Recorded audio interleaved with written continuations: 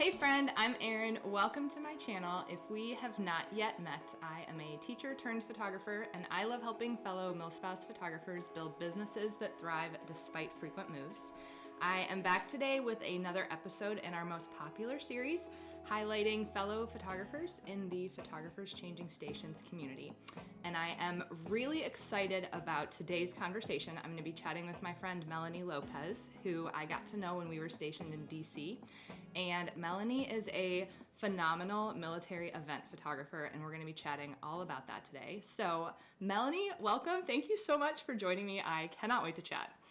Hello, I'm so glad to see your face. I know that we've been texting, voice notes, Instagram all at the same time, so All it's the great. places. Yeah, it's great to see you. Yeah, thank you. Well, we've got a lot we want to talk about. So, why don't we start with just a brief intro from you? You want to share where you're from, where you're stationed, what your military connection is, those kind of things. Yes, so hello, I'm Melanie Lopez. I am a birth and newborn photographer, but I also specialize in military events.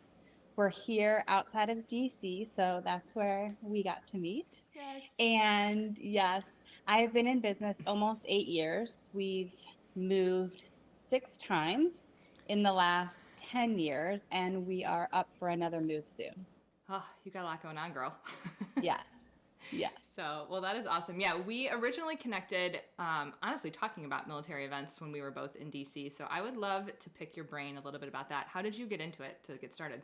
Yeah, so I had a friend, I did her newborn pictures, and this was when we were back in Alaska, and she was like, "Hey, one of the guys at our church is going to be retiring. I think you could do it. Can you take pictures of the ceremony?"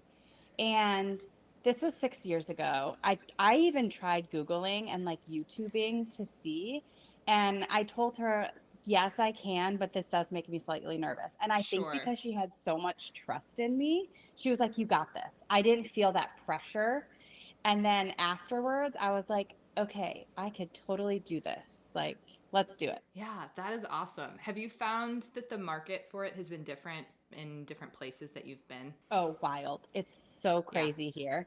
I'm doing usually 3 to 4 military events a month. Okay. And then I just turn the other inquiries to other trusted photographers who also do that. But Mm-hmm. when we were back at Fort Benning, there was some because that's a bigger graduation base, but other bases, it was little to none. Yeah, that's kind of what I've noticed here. I've booked a few here since we moved from DC, but yeah, in terms of military events, my calendar was far more full in DC. So that's not super surprising to me to hear. Yeah. Um, yeah, I guess we'll have to find out where you're headed next and see what it'll look like there. But that's a conversation for another day. Yes, it is. Yes. I would love to hear like some of your favorite events that you've gotten to shoot. What are like, I don't know, give me one or two like really cool stories that have come from different events you've shot. Yeah, so I have two really exciting ones that come to mind. Unfortunately, I had to sign NDAs, so I can't share my work for that, Oh, which is a bummer. But the first one was at the White House, and it was amazing. We actually walked into the West Wing, which was so cool to oh my see. gosh. And there was so many press around. It was very, very cool. And then we ended up doing it over on the East Wing side. Okay. And then the second one I did was with a Air Force general, and General Kelly was the one who was officiating the ceremony. Okay. So that was at Mount Vernon, and there was tons of Secret Service everywhere. They were all like talking into their earpieces, and it was really, really cool. That's amazing. Was it in the auditorium there or outside? Yeah, it was in the auditorium. They Okay. actually ended up having the auditorium was completely full, and they had no seating room, so they had people standing in the back.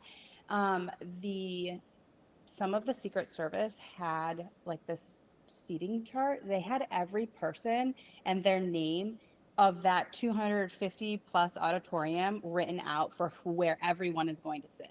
Wow. That's intense. Yeah, We don't have to like dive deep into this because it's, pretty niche, but I've shot in there before and the lighting in there is hard and the it's very layout hard. is hard. Yeah. We can, not talk about it here necessarily, but I would be interested in how you approach that auditorium. I ended up standing in the back row with a 70 to 200, and I just stayed in the back the whole time, and then would just like come up the sides to get families' faces and whatnot. But yeah, like the auditorium's dark, the stage is bright, there's not a lot of place to move around, so that's a tricky spot. Yeah, and the walls are like that off-cast yellowish beige. Yes. Yeah, and General Kelly actually had his own photographer, so we kind Okay. of just like rotated going back and forth. Gotcha. But it is helpful, thank goodness, that the auditorium, like the main stage, is perfectly lit. Yes, totally. Totally. Well, since we're starting to dive into technical stuff, I would love to like maybe take a little step back and just hear your general approach. Like you're going into a promotion or a retirement. What's your strategy? What do you do?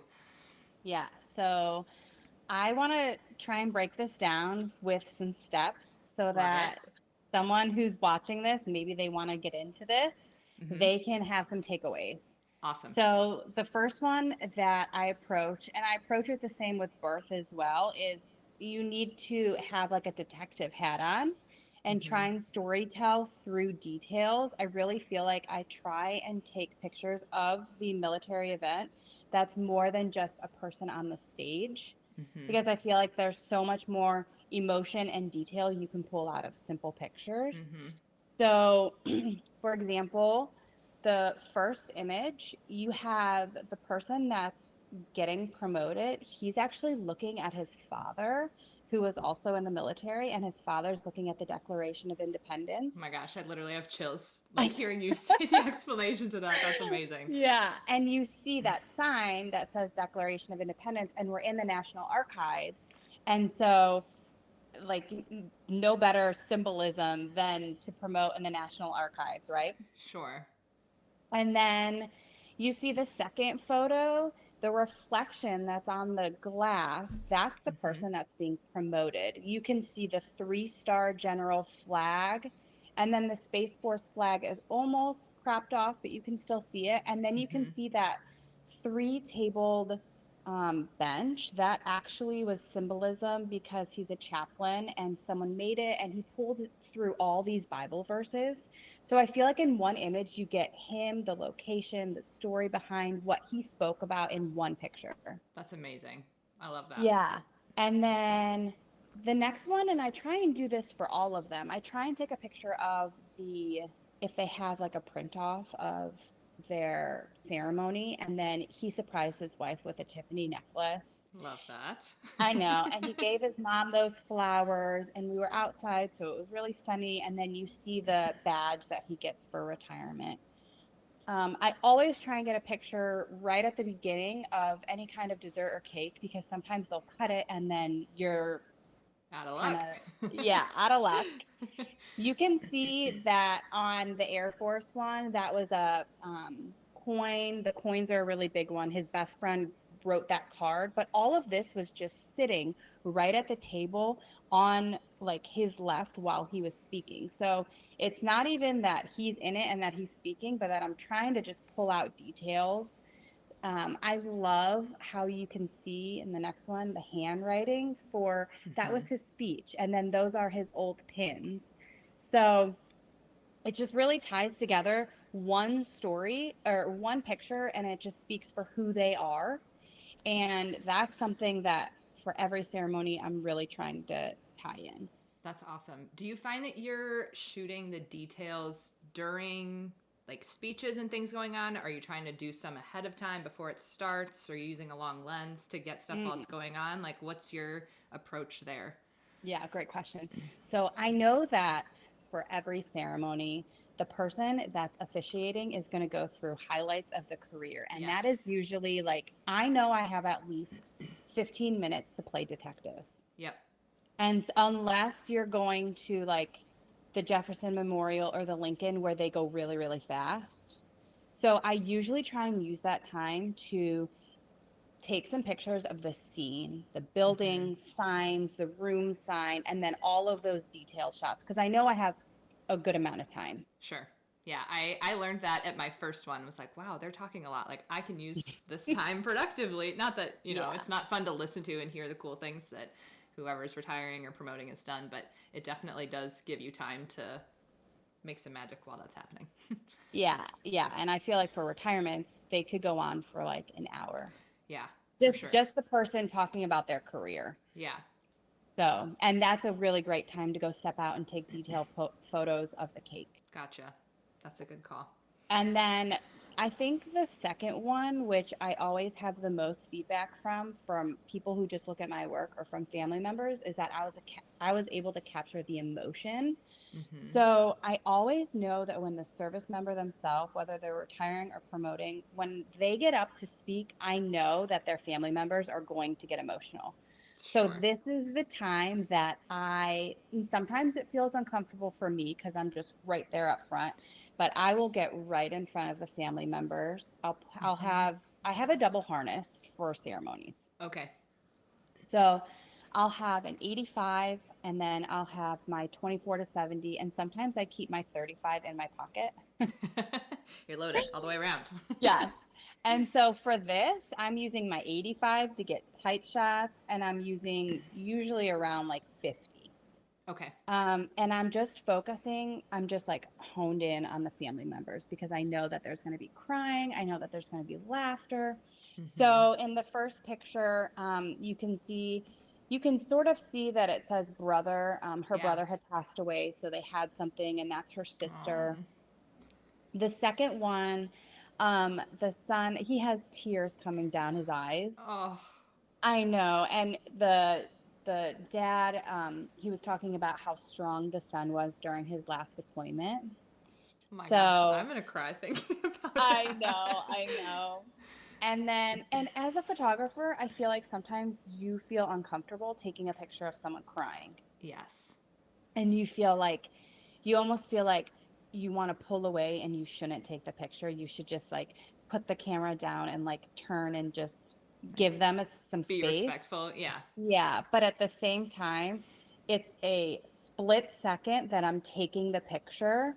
I see that I've got it and I will put it down. And I also just try and push through that awkward feeling that we as photographers feel because they are there hiring us to capture their event. Sure. And so Sure. you have to just remind yourself of that. And I do feel like my birth work has really helped calm that side Yeah, I down could see that. Yeah, I think because of it then, less with individual pictures, and I have to remind myself that same thing more when I feel like I'm standing front and center trying to get a picture of something where I'm like, I'm clearly blocking people behind me. And, like, you do it quickly and respectfully and then you move, but like, it still feels uncomfortable to be like, I'm going to walk to the front in the middle and get this salute before, it's over. But then maybe people behind me didn't get to see it because I was standing in their way. yeah, totally. It does. It does feel hard and uncomfortable. I think that it's also important to remind yourself that the picture that you're taking right now is going to be 1,000 times better than the picture that the aunt is taking on her iPhone 12 that the wife might not ever even get. Yeah, that's so true.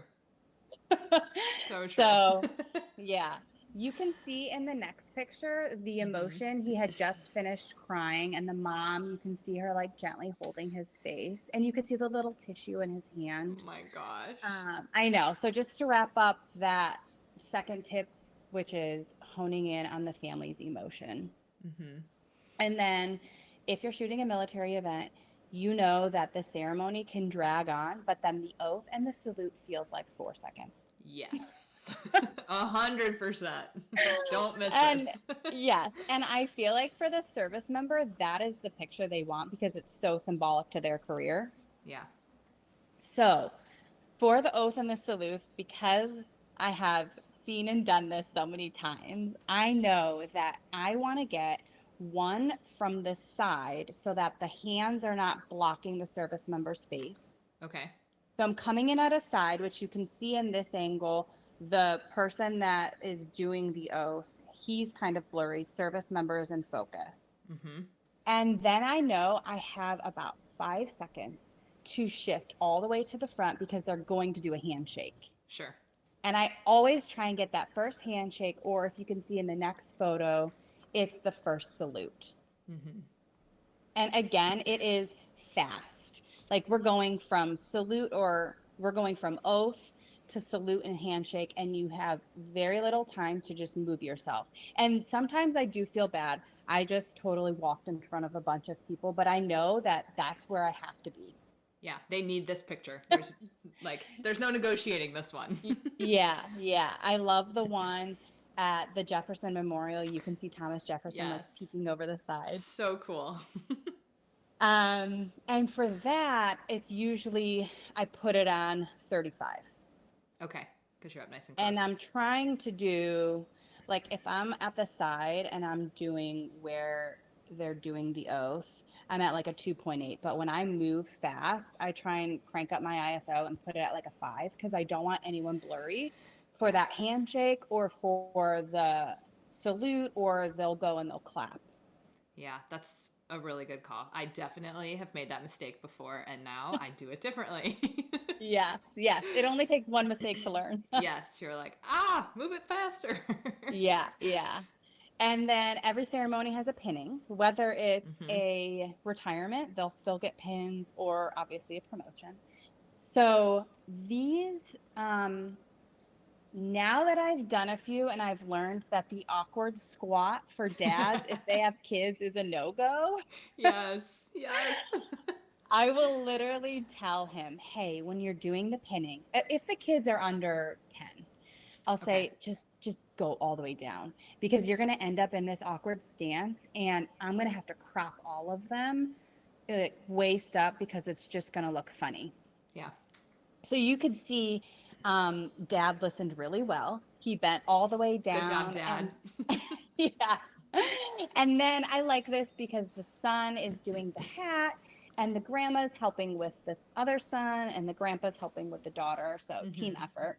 Yeah. The next one, you can't see it, but he's actually crouched down and he's like super um, awkwardly standing like this. Okay. So all of those I just cropped up. I didn't really want him to bend all the way down because his son was tall. Hmm. When I'm doing pinning, I love doing a few details. So I'll go all the way up to like, I'm usually standing right in front. Okay. And I will sometimes go all the way with my 24 to 70. I'll go all the way to 70 because I love getting a few details of just the pin Hmm. and just like them and no one else around. And so you can see like mom's hand is pointing as she's like switching the pin and showing her son, this is where we're going to put the pin. Yes, that is so cool. So sometimes it does feel cumbersome to be right up front, but it's just a few minutes and then you have beautiful pictures to share. Yes. When you're doing that, are you using you said 24 to 70? Mm-hmm. Do you find that you have to change settings when you zoom in and zoom out? Or are Oh, you all the time. Yeah. okay? It's got to happen so fast. I have tried to just stick with one focal length Mm. because and just move my feet forward and backwards.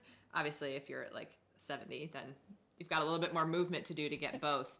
But Yeah. I think one of the things that drew me to your work was exactly these details you're talking about. I'm like, how does she get wide shots and tight shots when I know how fast it happens? So you're just changing your settings really fast as you do it. Yes. And A true sometimes, professional. yeah, I'm like crazy with my settings and I'm grabbing both bodies so that it Okay. does give distance, but Yeah. I'm usually right up there with the Okay. family. Okay. I mean, Mount Vernon, I've even got on the stage. Okay. That's impressive. Yeah. So, yeah, I'm not afraid. I will Yeah. say though that changing your settings constantly is wonderful, but it adds on so much more post editing work. Sure. Because I really think it's important to look at the whole gallery and make sure everything matches in a cohesive Yes. color Totally. palette. And I Mm-hmm. feel like that makes your gallery go from a gallery of an event to a really strong gallery when all of the edits are similar. Yes. I totally agree. Yeah. And the last piece of advice I would have for capturing an event is Mm-hmm. to take some steps back and get the whole room, Okay. or go up a floor. So there have been many venues. You can see, I love the little rows. This is a split second decision, but you can see other guests in the area. Sure. Now, the next one, I went up a floor That's cool. and I captured down. There are a few other Mm-hmm. venues you can do that with. And then you can see in this other one where I'm just stepping all the way back. You can still see the service member on the stage. I think that's important to Mm-hmm. just make sure when you're getting a shot that shows the whole event, that you're still able to see the service member on the stage. Because to Yeah. them, you're just looking at a bunch of people's backs. Yes, totally. But you want to So, capture the fact that there were a lot of people here. right, exactly. And that they had a lot of support. Yeah, absolutely. Yeah. Okay, a bonus for a few other things that I like. We love bonus tips. Keep it coming, Melanie. This is a freebie for you. Is I love and I have tried for almost every ceremony to get a picture of, because it always happens. Mm-hmm. 99.9% of the time I have been able to get this is dad or mom of service member with their Okay. phone capturing the service member. Gotcha. I love it. You're Because right. I It always feel like happens. in 20 years, not only is it a great time capsule picture of the service member and of their parent, but then you could be like, wow, look at that iPhone 18 from 20 years ago. Yes. You know, like look how far we've come. Yeah, that's cool. So, another thing that is really cool for military events and ceremonies is the general's flags. So, Mm-hmm. for a general, when they promote, they get their own flag, and then that flag is usually put on a stand in their office. Okay. And so, when they have the flag portion, they'll have the honor guard come up to the front and they'll hold the flag out and then they'll drop it down in front of the service member. And so this is Okay. again a very quick shot. I know that when the honor guard is going up there with the flag, I have to get at the very back and in the middle so that I Okay. can get a clear Get the full picture. shot. Yes. And then I wanted to show you one picture that I love that Mm-hmm. is not technically correct. It's Okay. underexposed, it's cropped a little bit, too far to the left, but he was retiring after 23 years and he was a helicopter pilot. He flew around this particular flag when he was deployed, and now his son is going on a deployment to Kuwait and he's giving him that flag. Goosebumps, Melanie. I know. And so this was a like, you know, let go of the settings on my camera and the technical aspect. I'm Yes. just going to start shooting because you could just feel the emotion in the series of photos, but it's not technically correct. Sure, sure. And obviously you would love if it was, but like that's so not the point here. Like you're Yeah. close enough that the picture is super powerful. That's awesome. Yeah. And I think my favorite photo of my career so far Ooh. is this next one. It is a quick, I was up at the back. I actually rented a 70 to 200 because it was in Okay. a different venue that I had never been to over by the Navy Memorial. And so I was standing at the very back using the 70 to 200 and I saw a few of the service members saluting. So I quickly ran down the steps, grabbed my 35, scooched in. I was like, excuse me, excuse me, excuse me, in the aisle, and then got right behind the service member so that I could focus through to the That is person so that was cool. retiring. Yes, that's an amazing shot. I hope they've like printed this and blown it up on their wall. That's so cool. Me too, especially because that screen in the back is an LED screen. Oh, And so all of that white and red color are actually slow flickering light bulbs. talk about an editing nightmare. Oh my goodness. I know. So the amount that I had to do to like, because sometimes one of the red lights would be going off when my camera was going off, or it wouldn't match. So there would be like missing red pieces and missing white pieces based on the flicker frequency. Oh my goodness.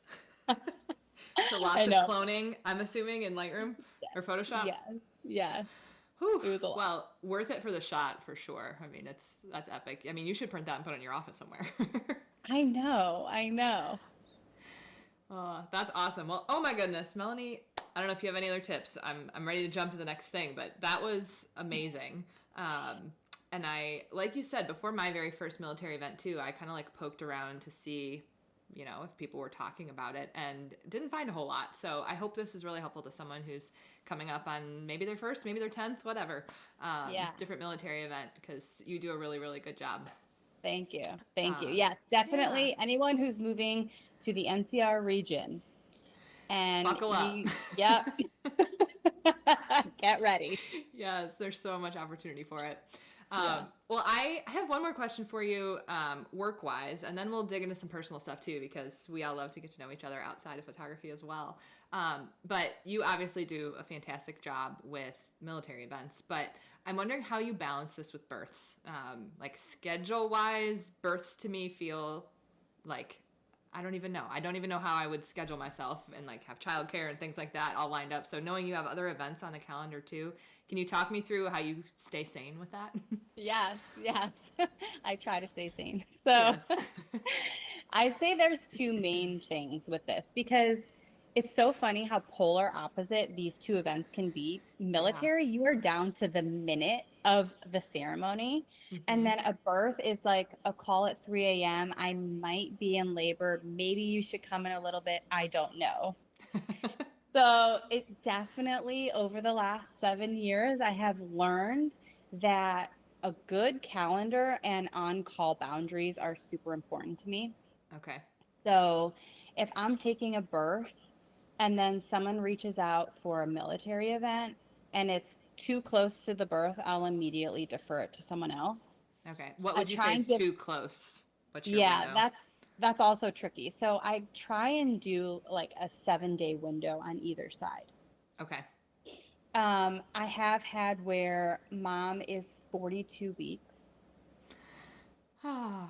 and she's approaching 42 weeks and I have two military events because this was a fifth time mom and I thought surely she would go right at 40 weeks. I'll have a Yeah. nice buffer and then I'm getting closer. So the on-call boundaries for myself is a week prior if things are starting to get cramped in the calendar and like birth is moving later and I have my military events, I'm already contacting my backup birth photographers and I Mm-hmm. have backup military event photographers. Gotcha. They already know their names on the list. If it's at a location like the Pentagon where you have to get guest access, I'm already letting my client know, hey, I have a client. She hasn't yet gone into labor. Here's the backup. Can you add her onto the security list just in case? Gotcha. Because I would never want to have to miss one or the other because I didn't prepare ahead of time. Sure. Sure. You gotta have a plan. Yes. And even in my contract, I have a section about being at births, and there is a possibility that you could have a backup. Yeah. So definitely having a good calendar and a good plan. And then the second is that I always, when I'm coming home from an event, I am immediately taking the pictures. I'm saving I have a little SD card organizer. And Love it. so I'll write cats promo, you know, July 24th. And Okay. then those photos get saved to my external hard drive. My external hard drive gets backed up to an iCloud based service. It's called Backblaze. Okay. And then when I am editing and I then give them the gallery, it's saved to my gallery online software.